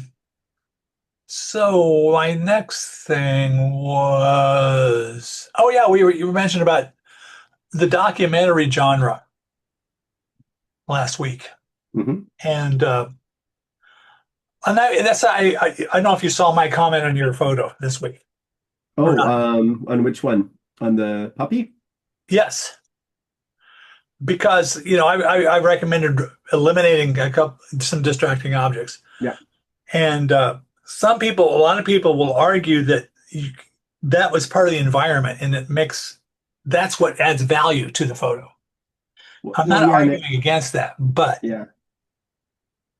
Well, and when and I think it's a fair comment, and a few people kind of commented on that. The image itself would be like, and I agree that that will be a very good image if I just focus on the man and his companion. And it could also be a better portrait if I had knocked back the depth of field. But that day, very specifically, I was shooting far more like I had told myself that I was going to keep my aperture no larger than about f5.6 or so. I was purposely going out and I shot most of that day with hyperfocal focusing. So I was, the camera was maybe, I was shooting, I think, with a 28 millimeter lens. I had the camera set so that I was hyper focused with at f8 or f5.6. And so I was approaching the shots that whole day with a well of focus that I knew was in place because I just wanted to focus on composition. So in that case, I think the critiques offered are all absolutely spot on, but it's not that I wouldn't do it for that picture because I was shooting the picture the way I shot it because I wanted the full environment. So it's one of those interesting things that particularly there are times in a street photography situation where I am trying to isolate, but over time it's more challenging and more interesting. I find if I can try to figure out how to compose typically with a wider lens with all of those other elements in and still pull away a good picture. The other picture I had up this week too, some folks were saying, well, there should be more context or less context or different depth of field. And again, I was set up for street photography at night. And so I was kind of carrying with me kind of an assumed depth of field that I could work with. And then it's a matter of, because I'm taking pictures like this sometimes, I don't have a lot of time to kind of compose for that. I'm walking by and capturing the shot. And in this case, the man kind of acknowledged me and I took the shot of his dog and him. But it's not like you're sitting there and setting up and firing off a whole bunch of shots. It's like a very quick transaction. But it is an interesting thing because I think that I said earlier that like some folks are really uncomfortable with, let's say, a wider angle lens because they can't isolate things. But I think that from a composition standpoint, it's really worthwhile to spend some time with deeper depths of field, with a wider focal length, to figure out how do you compose in a busy scene. How do you tell a story with a lot of elements to it? In the best of circumstances, it doesn't always work out, but it's for me, I shoot that way a lot. I probably shoot below 50 millimeters the majority of the time, 28, 35, even sometimes 21 or 21, 24. I love shooting at those focal lengths. So you would consider that your original photo a documentary type of photograph? In that, yeah, sure, because most of that day I was documenting a street festival, and that whole day I was consciously trying to keep my aperture step down to about 5.6, 5.8. That's how I was running the camera, and so I was set hyperfocal. I could walk down the street. I could just swing my camera and compose, and that's all I was really thinking about. I would argue that their capture of the man and the dog is goes beyond documentary. That's why I think you would have been better off. I mean, you have the luxury of the pixels, Mhm. so you can afford to lose some of those pixels and still have an absolutely beautiful shot. Uh, and maybe if the dog and the man had been posed differently, yeah, maybe that the environment around it would have helped enhance that. But I think you that value of the just the dog and the man by itself is well worth it. Yeah, and I think it's one of these interesting things where, like again, I think all of the suggestions offered in terms of a different crop and everything, they're all valid. As is how I presented it in terms of what's there. I'll check the date and go look at what the original was because I probably did crop this in a little bit, but I elected to keep everything that's in there that I showed. And it was a choice that as I've already mentioned, it's connected a little bit with how I was shooting that day, which doesn't make it necessarily the right choice, but that's how I was shooting. So there are a lot of times, especially when I'm shooting very wide on the street, I'm a lot less likely to pull stuff away. Like I'm not going to pull stuff out of that frame, or I'm trying not to recompose after the shot. Like as I've said before, I'm happiest if I actually get the composition I want in the camera. Doesn't always work out that way, but in the best of circumstances, it does. Um, let's see if this one is. Let me just try something here. But no, I think you're right. I mean, if I wanted to do a portrait, so here I'll show you. This is a slightly different version of the shot, but I'll just show it to you um, because it shows you that I did crop in on this one a little bit, so you can see that. Yeah. So I decided this isn't the one I shared because the dog wasn't looking at me, but I did decided I didn't need the rest of that parking lot. So I did zero in, but I did want to keep the umbrellas. I did want to keep the sign and the people in the stand. And again, I could get them completely out of there and just have the portrait of these two. And I think that would be a better portrait. This is an image of the person at the festival. So I wanted those elements in there as well. So, again, it's one of those interesting things where, you make part of the choice is what camera are you carrying with you on a day? And then does that lead you to certain kinds of shot? So this would be a very different set of images had I been out there with a 90 millimeter lens or some other such thing. But I am typically, if I go out and I'm carrying a 28 millimeter, 24 millimeter lens, I'm going more for But yeah, context. that's a good street photography, focal length, that's for sure. Yeah. And the documentary pieces, again, I mean, I guess there's maybe a way to think that street photography approaches are a bit documentary-ish, but then there's a way I think you can document an event, like, thinking back to a wedding, where you're not necessarily doing that just through, like, you're doing that through any number of different things. You're trying to tell a story with a set of images, and you're documenting something with an intent, and you're sequencing with an intention in mind. And so sometimes that inheres in one shot or in something that comes out across a series of shots that you're arranging in a particular way. And then you have frame the shot and wait Hmm. for street photography. So you have the background is going to be like of a good photo with good compositional elements and things like that. And then you just wait for something to walk Yep. into it.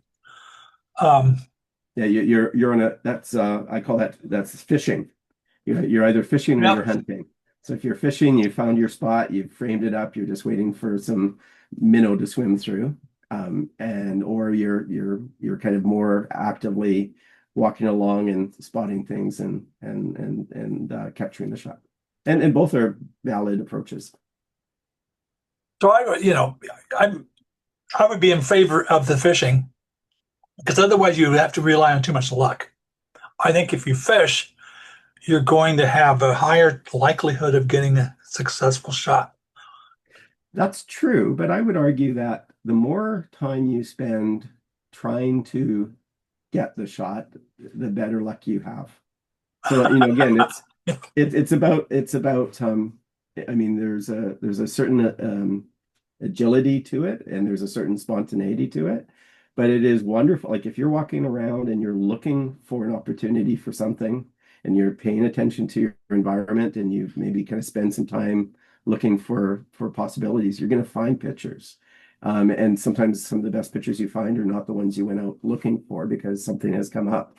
So, things come up. I was walking down the street in Chinatown one day and suddenly there's a giant someone in a giant panda suit walking along towards the street festival. Or I shared some like the Dragon Festival ones I shared. I had no idea that was happening.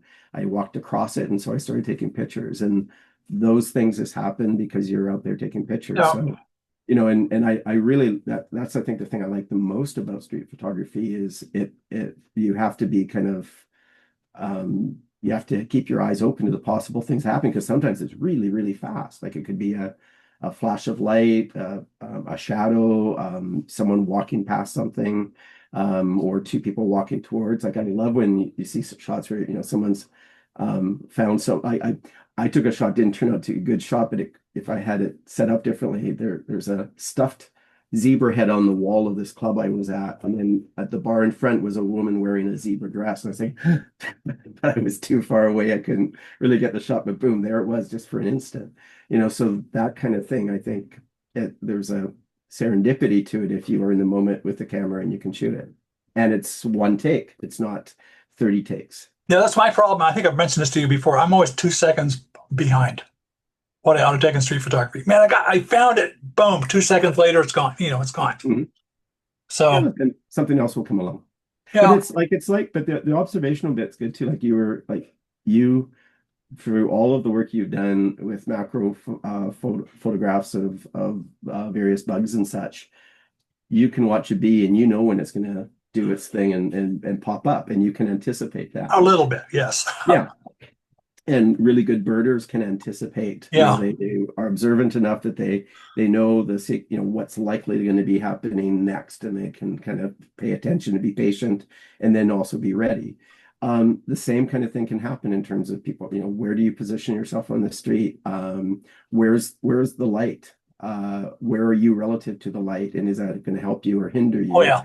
What's the flow of movement that interests you, and can you get the right angle on it rather than having to correct that afterwards because you did not position yourself where you needed to be. So those are all things that like you still are hoping that something comes about that you want to image and it's going to be a good image, but there's a lot of stuff you can do to kind of put yourself in a good position, have your camera set generally where you need it to be so that you're ready for an image that you want to capture when it comes up. When you mentioned luck, and what's that famous quote from a golfer? And somebody said, yeah, that was just a lucky shot. And his response was, yeah, I found that the more I practice, the luckier I get. Yeah. Yeah. Or you miss every shot you don't take. Yeah. Yeah, same kind of thing. And it's easy for me to come and say, oh no, you should always, frame your shot and wait or whatever like that. But it's whatever works for you. Whatever works for anybody. If it works, it works. Yeah. But going back to the shot, the street shot with the dog and the man, I mean, it's absolutely valid that folks are saying this would make a better portrait if, so isolate the subject, crop it in, do these things. Those things are all true, as is the case that it's fine to present a shot where you have someone in a context where you can see the context. And ultimately, if my intention is to do that, that's fine. That doesn't mean that someone has to like it as, they would prefer maybe a different version of it. I could produce a version of this. For a shot like this, I'm not going to do anything in post to alter the background. I'm going to leave the background as is. And in fact, if I've made the decision to shoot like this, I mean, I've got similar shots like this where I am isolating the subject. But if I've done this like this, what I'll at most do is I'll crop. But again, ideally, I would hope to be set up. Like I was so close to this guy. The dog was very friendly, not at all. I took a whole bunch of good dog photos. Taking pictures of dogs at festivals is awesome because they're just always entertaining and cool things are happening. But it's something that the genre of like in a sense maybe is documentary, but I don't mind seeing the guy in the context because that's the context I was walking through. I was trying to capture.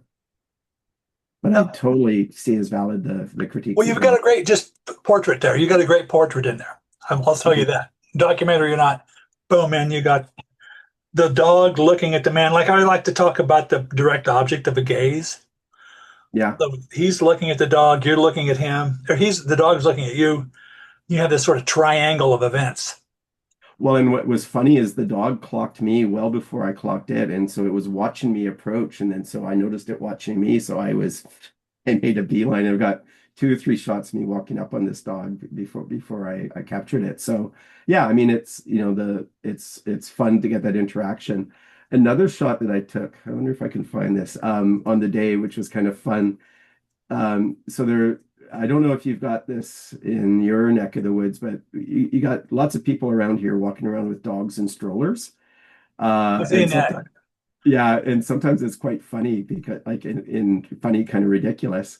But there's this group that had these two extraordinarily cute dogs in strollers, but you could tell that these dogs were trained to look for the camera. Oh, I don't have it here.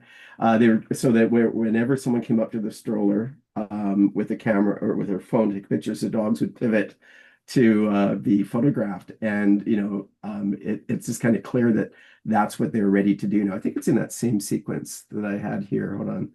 Oh yeah, this is the one. Um, and so I had 2 shots of these guys, and I ended up putting this one on my Flickr feed. So that's my partner taking a picture of the two of them. So when she brought her camera up, they swiveled and kind of looked to the camera for Yeah. her. Perfectly trained. And then when they saw me with the camera over there, they swiveled and looked at me and I took another shot and I decided I'd share this one instead, although I will eventually share the other one. But it's just kind of fun to frame up how dogs are in a social environment. And then the fact that people are walking around with them in strollers is interesting. It is, yeah. It sort of puts them in one place and not wandering around all over the place. Well, and there's this weird kind of like this kind of fashion influencer thing going on with how people are wearing dogs around here as accessories, like Yeah, little tiny dogs, in or cats in backpacks, things like that. yeah. It's interesting. I'll Well, just one say thing it. when I did back in the days when I did weddings, I also did a lot of portraits and stuff too, and people want their pets photographed. Yeah. With dogs, I found if you get a tennis ball, Hmm. boom, Yeah, move that tennis ball and the they're dog, luck. boom, bump, bump. You can make that dog. For two dogs together doing that, it's great. It looks like they're like exactly what you're doing with the photographs. Yeah. Oh, So anyway, do you have some pictures to show? We've seen a bunch of mine today. oh, let's see if I can come up with some.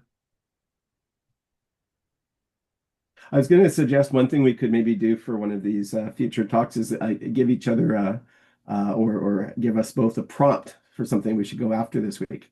Oh yeah,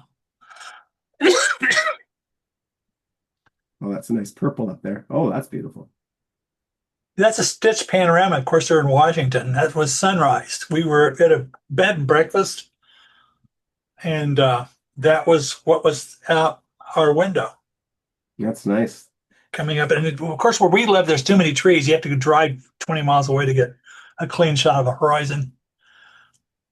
And this is when I do not like to take flowers in this kind of light. Hmm. It's the dahlia. This was in this dahlia farm, and it was just glaring sunlight the whole day.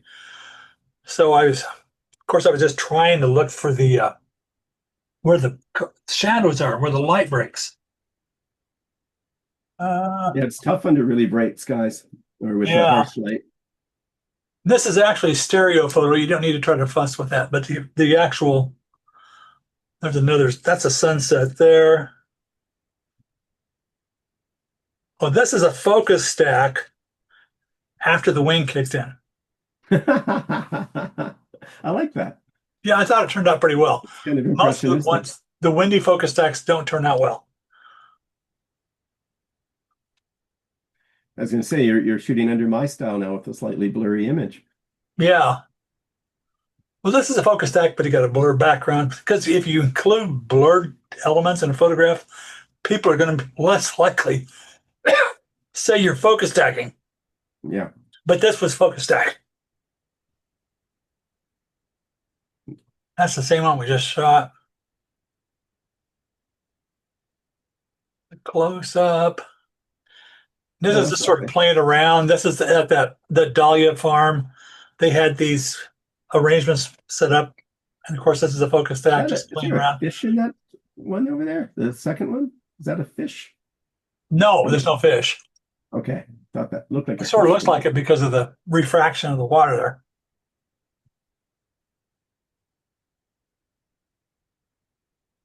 Again, I was just playing around trying to figure out capture that light, and the light is fleeting because by the time you get it set up, the next thing you know, the light's gone.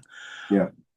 If it's a pure blue sky, it's less likely to happen. But if there's clouds rolling across the scene, it's very unpredictable. Also, if you're shooting through trees, Hmm. as the sun changes position, then the shadow of the trees can get in the way. Yeah. So Oh, it's the just, dapples. yeah. And that's another Dahlia farm shot. So is that. No, these are beautiful. I And like getting like you do it here, like getting behind or having the light shine in from behind to illuminate the structure like you have here. yes, yeah. You try to look for the light. I was looking for the Fibonacci's, patterns in there with this stuff more than anything else on that one. Maybe kind of get a combination of both. There's that one I shot with a different Mhm. angle with that's a sunset. That was, I actually did a stereo shot of that as well. My brother and sister-in-law have a house on Whidbey Island that's up on top of a ridge overlooking the Olympic Peninsula Oh, and yeah. Puget Sound. It's elevated, so the sunsets there are just spectacular. We stayed at a bread and breakfast the last night, and the people with the Dahlia farm, we were going to leave early in the morning. They invited us to stay for dinner that night. So we never ended up, there was supposed to be a place on some type of sound right on the ocean. Hmm. But I was never able to go there to take the photographs because we ended up getting in at 11 o'clock at night, the night just before we had to capture our flight. Right. And that's that same sunrise I got earlier, just shooting through a curtain in Oh, the that's bathroom cool. wall. Yeah, I you like was what the light and shadow are doing on the blind. yeah, and I was straddling a toilet with my back as far back as I could to try to get this all in this frame. Now this is when it was more in the morning, so it was not so bright sunlight.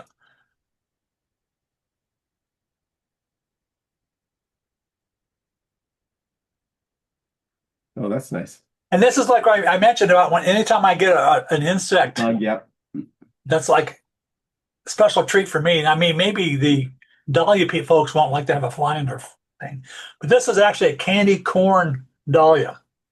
Hmm. As if I've you, seen ones like that that are pink but not orange. yeah, this is supposed to look like candy corn candy, Hmm. Yeah, I see that. which is another of that same. I've lately I've been shooting really, really close on dahlia petals. Because the structure and the shape of them is so lovely. Oh, I love this shot. Like so the background here is the kind of thing I love doing. This is wonderful. Yeah, it's tricky. I shot that with the 105. I've had better backgrounds similar to this shooting at 200 millimeters to 500 millimeters. Hmm. It doesn't work out pretty well, so I'm going to try to replicate this one. And I kind Well, of like the fibers of the webs. yeah, and what's kind of cool is how with really narrow depth of field, if you do kind of catch the webs in your focal plane, that kind of adds a nice pop in relation to the rest of the image. Yeah, and the leading lines there along with the Yeah. curvature of that. And this is a focus stack too. I just focus stacked on the uh So how many shots are Dahlia. here? What's that? How many shots? I'm guessing this is probably 80 Wow. at f5.6. And That's there's another beautiful. Dahlia. The nice illumination. I didn't even realize it had red outline on it until I got it in post. And hey, yeah, the petals have red outlines. When it's cool, the leaves in the background have a jagginess to them that kind of picks up the petals.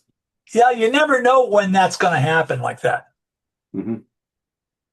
But that's a 105. You do it, well, what's going to have an interesting texture in the background. And this is one where you've got There's a little a spider. visitor. Let's see if I can back it off a little bit. Oh Oh, yeah, spider, isn't it? yes.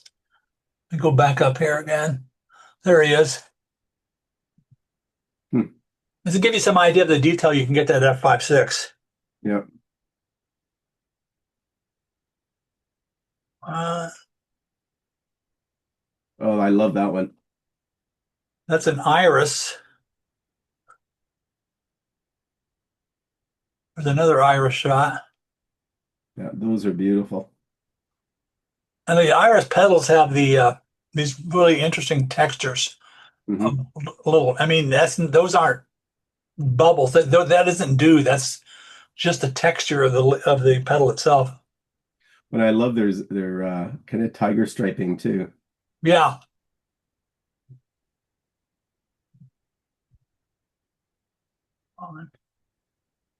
And there's another. It's a full, well lit sunshine dahlia. Oh, that's beautiful. I like kind of the mistiness in the bottom of the frame coming up into the flower.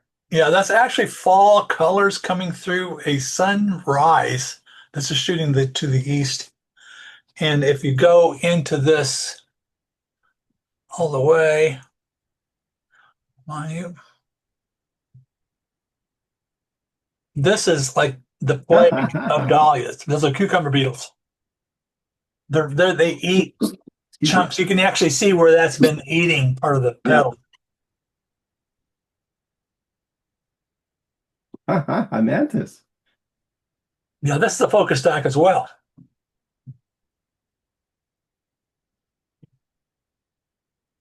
A little bit closer one. And there's Hmm. a focus stack mishap. Although I kind of like the sci-fi feel to that one. I mean, the mantis is already pretty sci-fi, but Yeah, usually the mishaps aren't this friendly. They're like, mhm. oh, I'm going to throw that one away. Here's another mishap. And that's just the bug moved. What's that? I'm sorry. And is that just the bug moved? Yes, that's it. Mostly the antenna and some of the legs a little bit. But its eyes were pretty much still fixed on the camera. Hmm.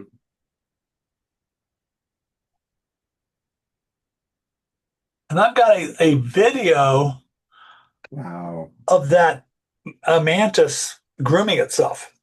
Hmm. I don't want to post that video on Flickr here, maybe before the end of the day. Right. Oh, And this that's is really nice.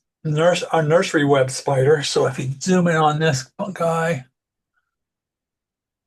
Oh, wow. Look at all those details.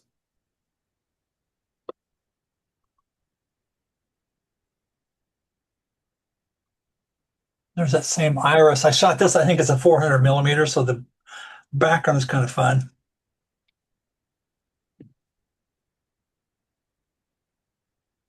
And these are like all in my wife's dahlia garden. And if you look at you were talking about the dahlia petals.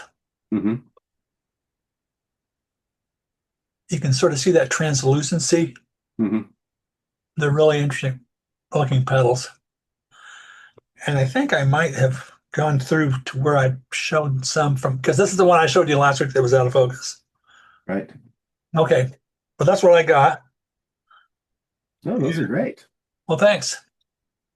Yeah, as I say, I mean, I've really enjoyed watching, like the progression of the macros that you've been presenting, but also having learned some of the background of how you've been doing it. It's been quite eye-opening. I'm pretty committed now in the sense that like I have limitations in terms of what I can get with one exposure, but that's the mission I'm on, to just do it in one shot. But I'm getting happier and happier with the results. So we'll see if I can continue to make some progress on that. Yeah, that's what doing that today. I just took my camera off the tripod and just started trying to shoot shots at f11 around the garden, just single shots to see what I can come up with. Because I sort of that's the way I always shot before I did focus stacking. Now I'm Hmm. so wrapped up in focus stacking, I can't think of any other way to shoot. So I need to figure out how not to do that. And another way to do that, I have several photos. It's really windy there in Washington because we were close to the Pacific, and they Hmm. were saying it's the tides that bring in the Okay. wind. Yeah. And I'm going to look at some of these focus stacks that are just flops. I might be able to find images that are just single shots of the focus Yeah. stack. Can you not Now, get the software to interpret for you where you've got like a better, sharper image than others? So well, if you're doing this with Helicon, astrophotography, I use Helicon Focus for that. yeah. Yeah, But but in the sense that it can select the ones that are better candidates for stacking rather than the whole stack. no, I don't think I've ever used Focus. Helicon might do that. I don't know, but I've Yeah. never heard of that So before. when you do astrophotography, you can run a series in some of the software packages, so it will just take out of the mix anything that's not meeting the threshold of sharpness you want, and then you stack with the subset of stacks of ones that are potentially sharp. So you can kind of go through and identify the candidates or the ones that you want to integrate into the image. Yeah, and maybe I'll share one more thing here. I can find it here. Just what I shot today to give an example of. I haven't even looked at these yet here. And you can see, I don't know if you can see my screen now, the bridge screen with all Yeah, these. You see all these images. That's a focus stack. And the first one I always shoot too early. yeah, So I will move up until I get one that starts to be in focus, which is not yet. But many of these images could be good photos. Like right yeah. there, that's not that bad. There I'm starting to get out of the focus range. And these are ones I just grabbed a couple of shots. Hmm. This is the first time I've seen them. And that's not so hot. Wait till Nice this. do. That one might have turned out okay. But that's the type of one I would focus on, although the secular highlights would be Yeah. difficult. Secular highlights like on droplets like this in the sun, those are terrible in focus stacking. Yeah. Well, and as a technique, because I'm only using one exposure in the depth of field I can acquire, like on that last leaf, I'd probably come from above or compose so that it's okay that only a portion of that is in focus. Because I'm not able to stack additional ones in. So it changes what I will shoot. Yeah, well, the cool part about focus stacking is you can pick and choose Oh, yeah. No, I recognize your that. depth of field of these chrysanthemums.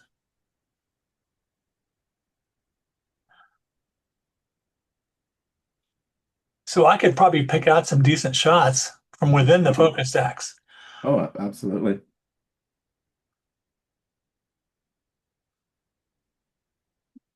This gives you an idea of what I've got when I ended up like I put my hand over the lens to separate the stacks. What about this one right here? That's an interesting object. The lower, yeah, one below that you've got. What's That that? that one. Yeah. Okay. And then if you Yeah, go, it's like the background that I see there. Some more dahlias.